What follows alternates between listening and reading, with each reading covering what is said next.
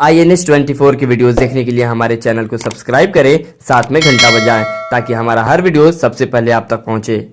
नमस्कार, मैं निहाल अजीज। ट्रेन में आप सफ़र तो करते ही होंगे, बिल्कुल करते होंगे। अब वजह से करते हैं या बिना वजह से? उम्मीद है वजह से ही करते होंगे, या टाइम पास करने के लिए आप लोकल ट्रेनों में सफ़र करते हैं। भारतीय रेल का किराया 3 गुना कर दिया गया है और तर्क यह दिया जा रहा है कि यात्रियों को बेवजह सफ़र करने से रोकने के लिए किराया बढ़ाया गया है। मतलब गजब का तर्क दिया गया। जो किराया 10 का था उसे 30 कर दिया गया, यानी 3 गुना दाम वसूला जाएगा। जाहिर सी बात है, लोकल ट्रेनों में हाई क्लास के लोग तो सफ़र नहीं करते हैं, गरीब तबका ही लोकल ट्रेनों का ज़्यादा इस्तेमाल करता है। जिस तरीके से 2 या 3 गुना दाम पर ट्रेन टिकटें बढ़ाई गई हैं, लगता है उसी तरीके से गरीब या मध्यम वर्ग की आमदनी भी 2 गुनी हो गई है। भारतीय रेल के प्रेस रिलीज के मुताबिक तो कुछ ऐसा ही लगता है। अब आप सोचिए, 3 गुना दाम देकर लोकल ट्रेन में सफर करना कितना आनंदमय होगा। यह देश को विकास की एक अलग ही ऊंचाइयों पर पहुंचाएगा। बात ट्रेन की ही नहीं है, जिस पेट्रोल की कीमत को सेंचुरी लगाते देखना चाहते थे आप, वह भी आपने देखा। भारत के पड़ोसी देशों में जैसे नेपाल, बांग्लादेश, पाकिस्तान, श्रीलंका में पेट्रोल की दरें भारत से लगभग आधी हैं। लेकिन भारत जैसे विकासशील देश को सेंचुरी लगाना सभी भारतीयों के लिए गर्व की बात होनी चाहिए। देश में काफ़ी कुछ सेंचुरी लगाने वाला है। खाप पंचायत में किसानों ने भी ऐलान किया है कि अब वह भी दूध को 100 रुपये लीटर की रेट पर बेचेंगे। कितना अच्छा लगेगा, सब कुछ 100 का रेट, हर एक माल 100 रुपया। लेकिन प्याज अभी भी 100 में 2 किलो बाजारों में मिल रहा है। प्याज के साथ ऐसी भेदभाव क्यों? उसे भी 100 रुपये किलो हो जाना चाहिए। फिलहाल महंगाई पर चर्चा करने के लिए हमारे साथ मौजूद हैं पटना के वकील तथा समाज सेवी राजन कुमार सिंह। राजन जी, आपका बहुत बहुत स्वागत है। सर, ये बताइए कि जिस तरीके से आम आदमी परेशान है, कैसा होना चाहिए था बजट जो आम आदमी को राहत मिले? गैस की सब्सिडी महंगी कर दी गई है, जो सब्सिडी पे जो गैस मिलती थी उसको महंगी कर दी गई है, रेलवे का किराया बढ़ा दिया गया है। आम आदमी पेट्रोल भरवाने से अब कतरा रहा है। बहुत सारे लोगों ने मोटरसाइकिल की जगह साइकिल की सवारी करना ज़्यादा पसंद कर रहे हैं। तो आपको क्या लगता है, सरकार को क्या इस पर ध्यान नहीं देना चाहिए? निहाल साहब, आपके चैनल के माध्यम से सबसे पहले मैं यह बताना चाहूँगा कि आज के समय में महंगाई इस देश के लिए एक ज्वलंत मुद्दा बनकर सामने खड़ा है और महंगाई से दिन प्रतिदिन लोगों की कमर टूटती जा रही है। पेट्रोल डीजल की कीमत में इजाफा होना, गैस सिलेंडर की कीमत में इजाफा होना। खैर, पेट्रोल और डीजल की कीमत में इजाफा होना, मैं उस पर बहुत ज़्यादा मैं नहीं जाना चाहता हूँ, क्योंकि गाड़ी व्हीकल तो अब आम आदमी के भी पास है और बड़े लोगों के पास भी है। बड़े लोग एग्जर्ट कर लेते हैं, वह कीमत कुछ भी हो वह अपनी गाड़ी में पेट्रोल भरा लेंगे, डीजल भरा लेंगे। लेकिन आम लोग, सबसे पहली बात है कि पहली बात मेरे सामने मैं इस चीज़ की ओर आपका ध्यान आकृष्ट करना चाहूँगा कि डीजल की कीमत में वृद्धि, पेट्रोल की कीमत में वृद्धि सिर्फ बड़े लोगों को ही प्रभावित नहीं कर रहा, बल्कि किसान को भी प्रभावित कर रहा है। भारत में अधिकांश लोग आज भी कृषि पर निर्भर हैं। हमारे किसान हैं जिनके पास महंगाई के कारण वह पैसा उनके पास नहीं है कि वह पंपिंग सेट में डीजल डालकर उत्तम ढंग से अपनी कृषि कर सके। क्योंकि अब पहले वाली बात नहीं है कि हल और बैल से खेती की जाती थी जी। अब है कि खेती के लिए भी इंफ्रास्ट्रक्चर डेवलप हुआ, ट्रैक्टर से जुताई की जाती है, पंपिंग सेट से पटवन का काम होता है। तो ऐसी स्थिति में डीजल की कीमत लगता है कि आज के डेट में 80-85 रुपये लीटर हो गए हैं। पेट्रोल और डीजल में बहुत कम का फर्क है जी। तो ऐसी स्थिति में किसान भी प्रभावित हैं। जो लोग पूर्ण रूपेण कृषि पर आधारित हैं, खेती करके कुछ उपजाकर अपना जीवन यापन करते हैं, उन लोगों के पास भी बहुत बड़ी समस्या है। और दूसरी बात यह है कि आदमी लाख कमाए, लेकिन अगर महंगाई पर अगर नियंत्रण नहीं होता है तो फिर पैसे में कोई बरकत नज़र नहीं आती है और धीरे धीरे महंगाई के चपेट में हम सभी बुरी तरह प्रभावित हो जाते हैं। राजन जी, कुछ समय पहले सोशल मीडिया पर एक पोस्ट काफ़ी तेज़ी से वायरल हो रहा था। पोस्ट में कुछ ऐसा था कि भारत में पेट्रोल 100 रुपये और श्रीलंका, बांग्लादेश, नेपाल, भूटान जैसे बाकी अन्य जो भारत के पड़ोसी देश हैं उसमें 55 रुपये, 50 रुपये, 60 रुपये, 65 रुपये इस तरह का आकलन था। तो ये आखिर इतना जो गैप हो रहा है ये किस वजह से हो रहा है? आम आदमी कैसे समझे इस चीज़ को?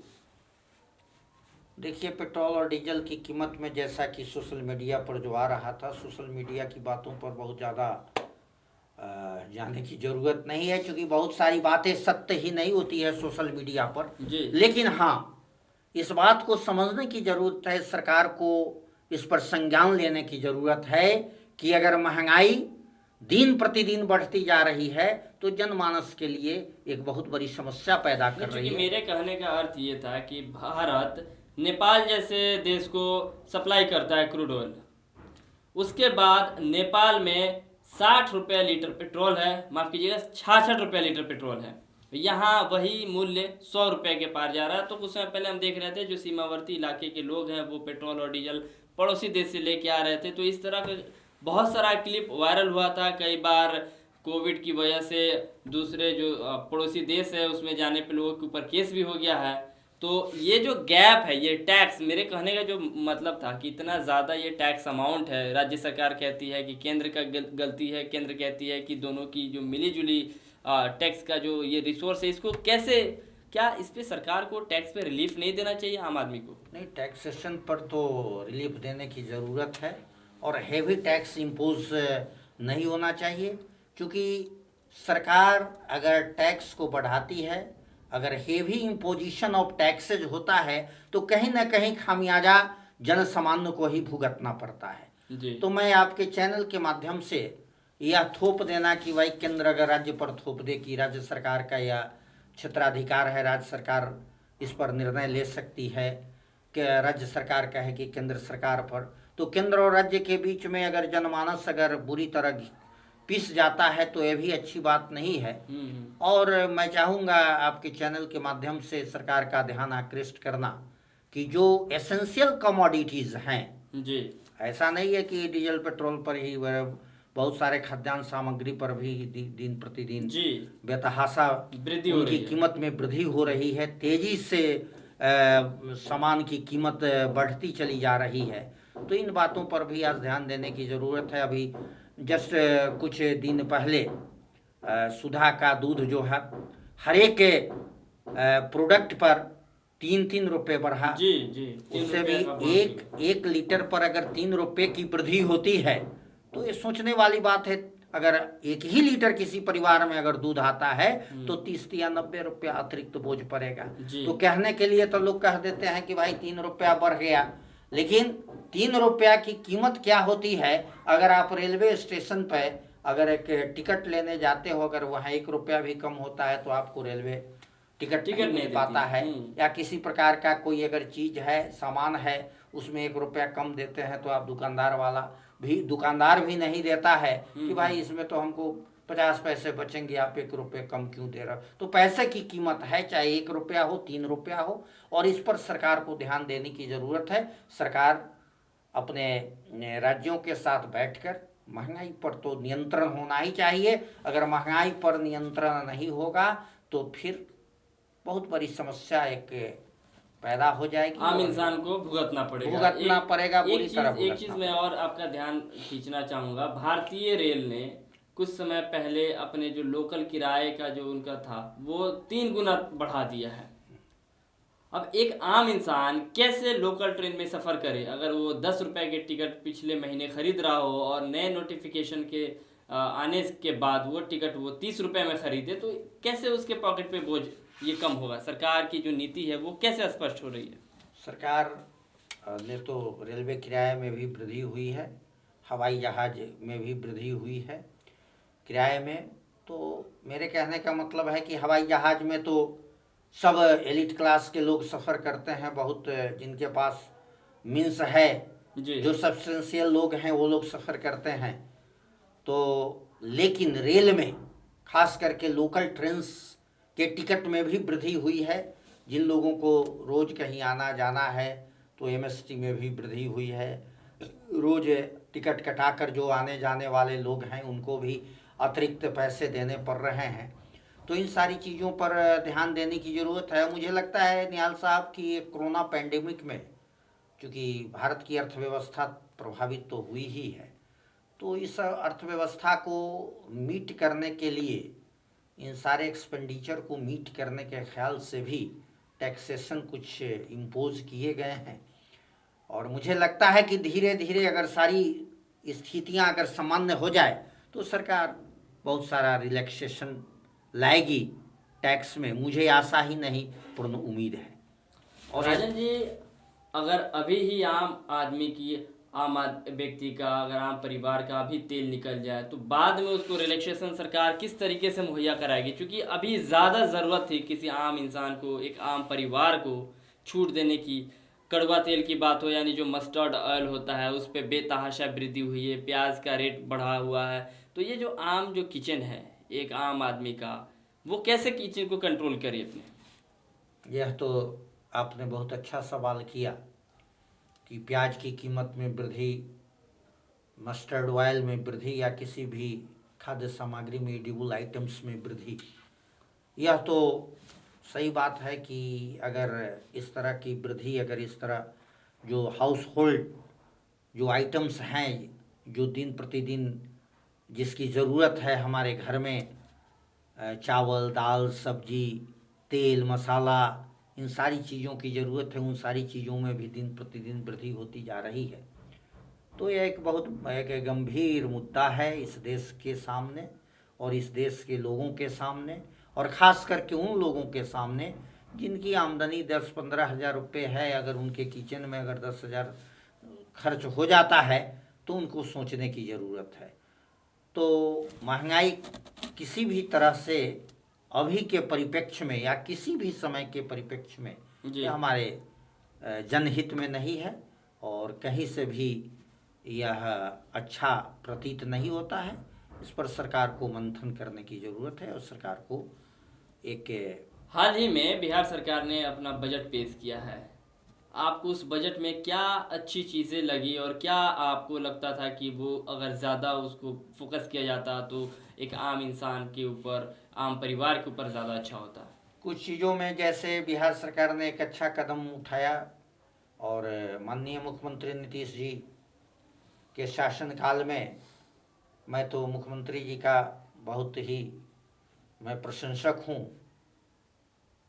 कि सारे एस्पेक्ट पर उनका एक गहन चिंतन होता है, उनका गहन दृष्टिकोण होता है जी।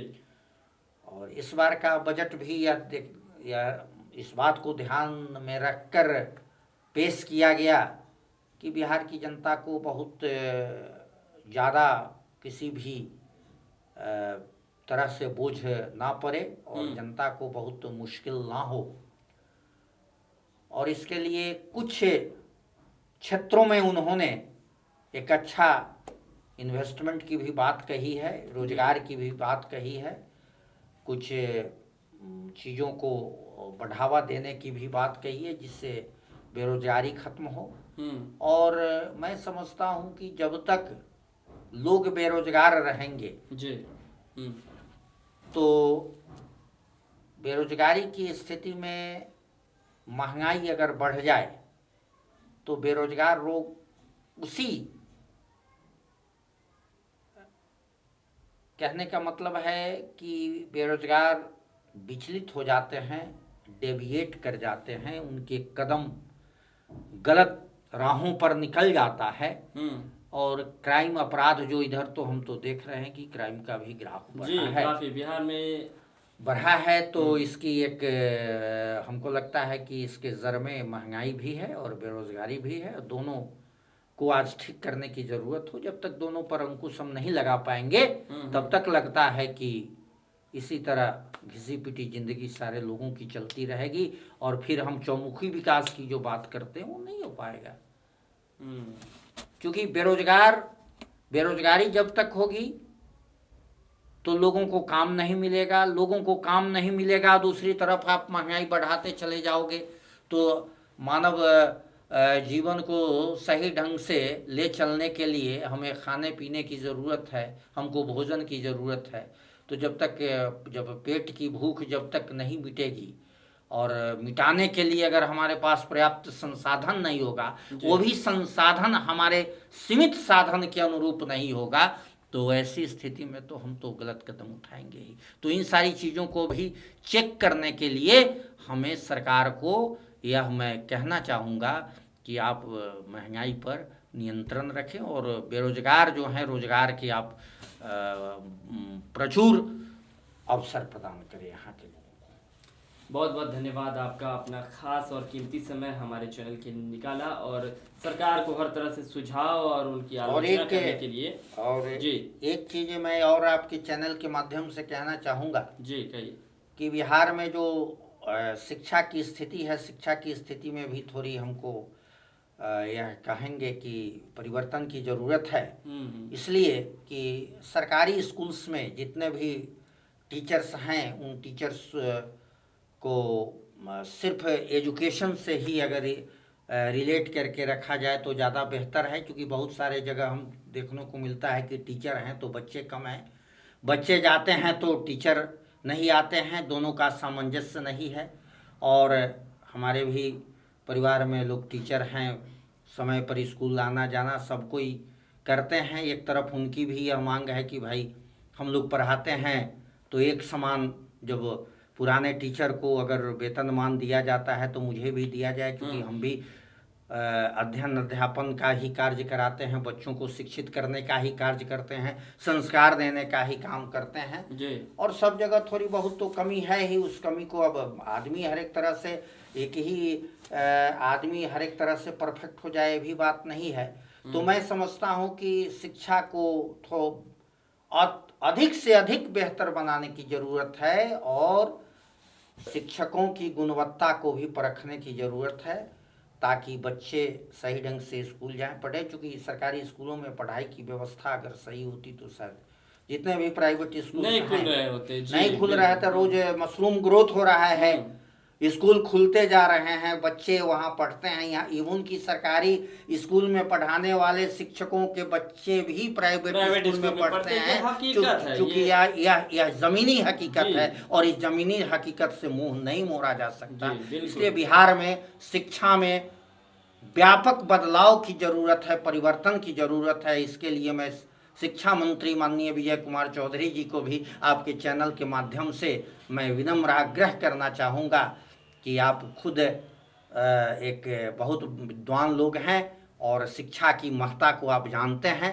तो इन चीज़ों में भी अगर आप सुधार करें तो आपको राजन की तरफ से कोटि कोटि धन्यवाद मैं ज्ञापित करूंगा, क्योंकि आप व्यक्तिगत रूप से भी मुझे जानते हैं, बिहार के शिक्षा मंत्री। बहुत बहुत धन्यवाद निहाल साहब।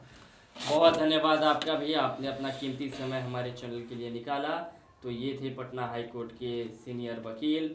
आप हमारे चैनल पे बने रहिए और हमारा ये प्रोग्राम आपको कैसा लगा कमेंट सेक्शन के जरिए हम तक अपनी प्रतिक्रिया जरूर पहुंचाएं। बहुत बहुत धन्यवाद।